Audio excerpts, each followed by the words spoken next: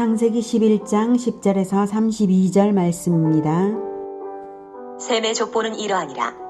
셈은 100세 곧 홍수 후 2년에 아르박삿을 낳았고 아르박삿을 낳은 후에 500년을 지내며 자녀를 낳았으며 아르박삿은 35세에 셀라를 낳았고 셀라를 낳은 후에 403년을 지내며 자녀를 낳았으며 셀라는 30세에 에벨을 낳았고 에벨을 낳은 후에 403년을 지내며 자녀를 낳았으며 에벨은 34세에 벨렉을 낳았고 벨렉을 낳은 후에 430년을 지내며 자녀를 낳았으며 벨렉은 30세에 루우를 낳았고 루우를 낳은 후에 209년을 지내며 자녀를 낳았으며 루우는 32세에 수룩을 낳았고 수룩을 낳은 후에 207년을 지내며 자녀를 낳았으며 수룩은 30세에 나홀을 낳았고 나홀을 낳은 후에 200년을 지내며 자녀를 낳았으며 나홀은 29세에 데라를 낳았고 데라를 낳은 후에 119년을 지내며 자녀를 낳았으며 데라는 70세에 아브람과 나홀과 하란을 낳았더라.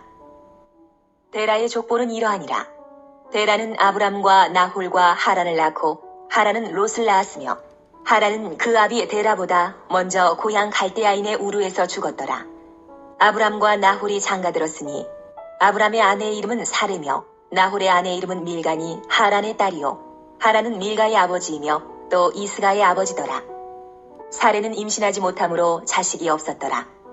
데라가 그 아들 아브람과 하란의 아들인 그의 손자 롯과 그의 며느리 아브람의 아내 사레를 데리고 갈대아인의 우르를 떠나 가나안 땅으로 가고자 하더니 하란에 이르러 거기 거류하였으며 데라는 나이가 205세가 되어 하란에서 죽었더라. 아멘.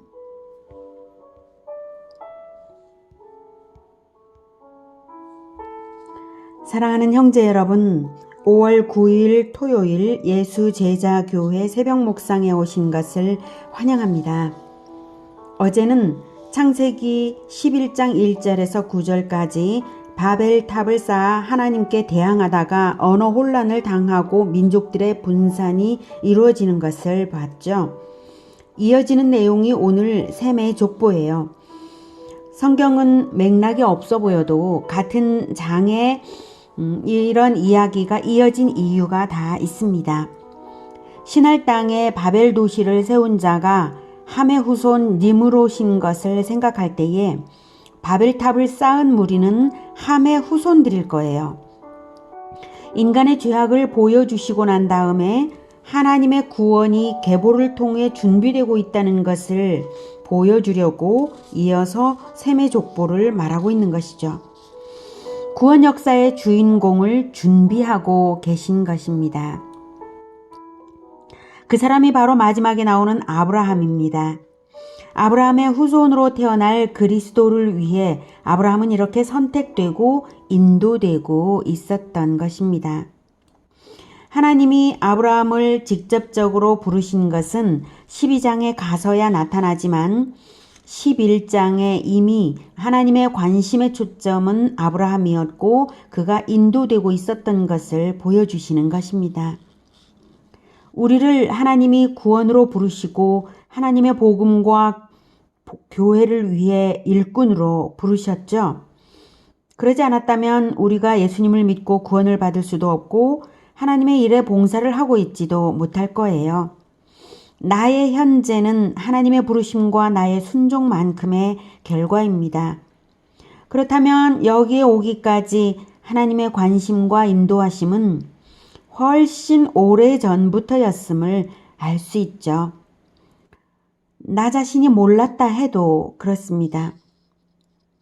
한편 성경은 족보를 말할 때 중요 인물 중심으로 말하고요. 그 중요 인물이 나중에 나오는 경향이 있습니다. 10장에서 노아의 아들들의 족보를 함, 야벳, 셈의 순서로 배치해서 가장 중요한 셈을 마지막에 말한 것이 그렇고요. 5장의 아담의 계보 마지막에 노아가 나오죠. 5장의 계보는 노아를 중심으로 기록된 계보입니다. 계보의 마지막이 중요합니다. 성경 계보의 마지막에 누가 있나요? 성경에는 구약 성경에만 계보가 많이 나오고 신약 성경에는 오직 예수님의 계보만 나오죠. 마태복음 1장과 누가복음 3장입니다. 계보가 그 후에는 끊겼습니다. 구약성경의 혈통적 계보는 신약의 그리스도 탄생까지만 의미가 있었던 거예요. 그것은 구약성경의 계보가 최종적으로 예수님을 태어나게 하기 위한 하나님의 섭리였다는 것을 보여주는 것입니다. 그리고 예수님은 결혼하지 않으셨으므로 더 이상 혈통의 계보는 있을 이유가 없는 것이죠. 그래서 신약의 계보가 기록되지 않습니다. 그러나 구약성경이 계보를 보여주는 이면에는 섬세한 가르침이 들어 있습니다. 선조의 영성이 후손에게 어떻게 영향을 주고 있는지가 나타나요. 즉, 선조의 열매는 후손이죠. 생명나무가 열매를 맺고 열매의 씨앗이 다시 생명나무를 낳습니다. 생명의 흐름을 보여주는 것이죠. 예수님을 영생의 씨앗으로 받아 생명을 얻은 생명나무와 같은 우리에게 생명나무를 낳아서 생명의 흐름을 계속 이어가라는 교훈이 들어 있습니다.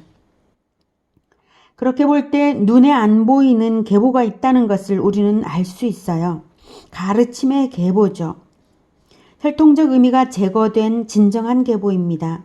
그 계보가 바로 요한계시록에 나오는 생명책입니다. 그것을 우리는 성경 전체를 미루어 알 수 있습니다. 최후 심판 때의 증거 자료로 제시되는 책이기 때문입니다. 최후 심판 때의 한 장면을 보겠습니다. 요한계시록 20장 12절 또 내가 보니 죽은 자들이 큰 자나 작은 자나 그 보좌 앞에 서 있는데 책들이 펴 있고 또 다른 책이 펴졌으니 곧 생명책이라 죽은 자들이 자기 행위를 따라 책들에 기록된 대로 심판을 받으니. 다음 15절 누구든지 생명책에 기록되지 못한 자는 불못에 던져지더라. 최후 심판 때에 두 가지 종류의 책이 있습니다. 책들과 생명책입니다. 책들은 행위를 따라 심판받도록 행위를 기록한 책들입니다. 행위를 따라 모든 사람에게 판결이 나는데요. 20장 15절을 보면 생명책에 기록된 사람은 불못에 던져지지 않는다는 것이죠. 그렇다면 이 생명책이 절대적으로 중요합니다. 그러면 생명책에는 어떤 사람들의 이름이 어떻게 기록될까요? 요한계시록 13장 8절 죽임을 당한 어린 양의 생명책에 창세 이후로 이름이 기록되지 못하고 이 땅에 사는 자들은 다 그 짐승에게 경배하리라. 생명책은 죽임을 당한 어린 양의 생명책이고 이름이 기록됩니다. 예수님을 믿는 자의 이름들이 기록된 책이죠. 죽임을 당한 어린 양은 예수님을 말씀한다는 거 아시죠? 그리고 창세 이후로 계속 기록되고 있는 책입니다. 예수님이 사람으로 태어나시기 이전부터도 이미 아담과 하와 때부터 기록되었던 것입니다. 하나님 아버지가 여자의 후손 언약을 주신 때부터 여자의 후손으로 오실 그리스도는 언약으로 주어졌기 때문에 과거 사람들도 언약을 믿음으로 구원을 받고 생명책에 기록된 것입니다. 생명책에 기록되지 못한 사람들은 마귀를 경배합니다. 경배받는 짐승은 곧 마귀입니다. 생명책이 창세 이후로 기록될 때 죽임을 당한 어린 양을 믿음으로 품은 자들이 기록된 것이고 창세 이후로 기록될 때 무질서하게 기록된 것이 아닐 것입니다.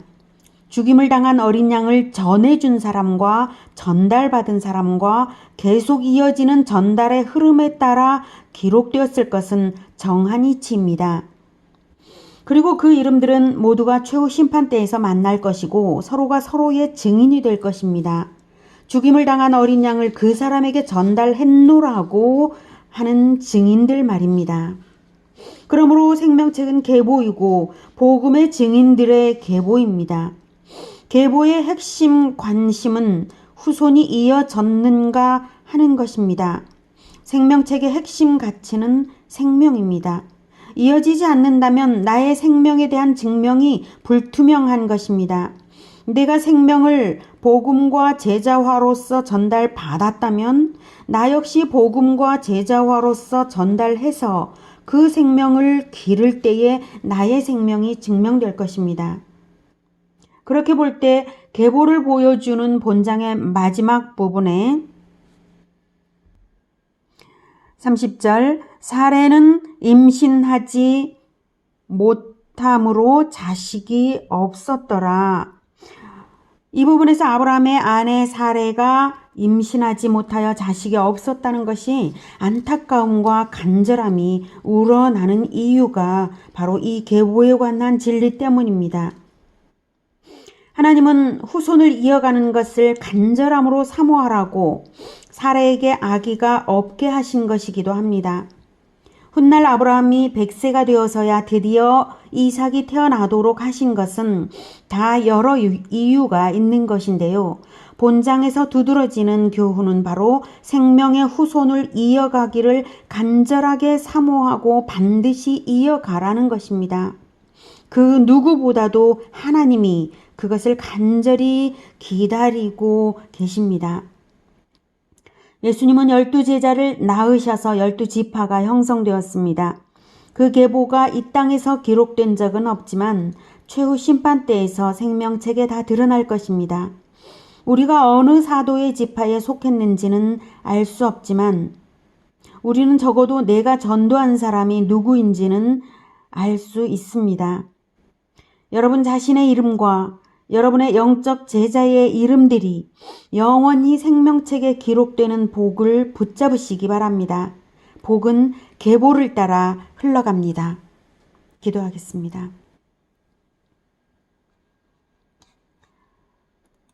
생명의 하나님, 우리가 참 생명이신 예수님을 씨앗으로 받아서 생명을 얻도록 허락하여 인도하여 구원하여 주시니 참으로 감사합니다.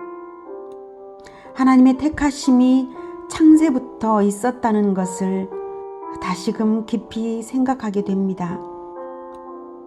하나님, 우리를 택하여 생명이 되게 하셨으니 우리가 생명을 계속해서 이어갈 수 있도록 이 생명의 씨앗, 죽임을 당한 어린 양을 이어주고 전달하게 하여 주시옵소서. 우리가 그렇게 하겠습니다.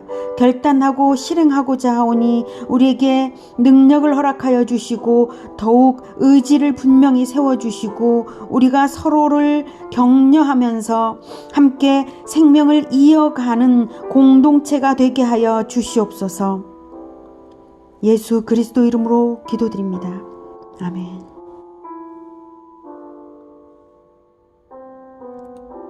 이어지는 시간은 개인 기도 시간입니다.